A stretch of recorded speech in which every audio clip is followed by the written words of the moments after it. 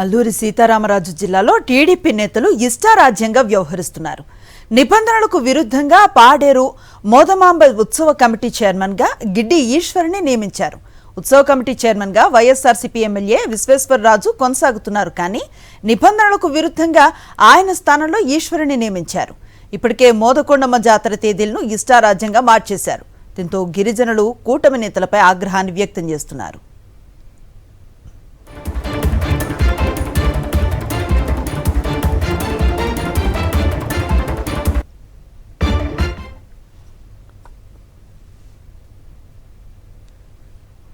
అల్లూరి సీతారామరాజు జిల్లాలో టీడీపీ నేతలు ఇష్టారాజ్యంగా వ్యవహరిస్తున్నారు.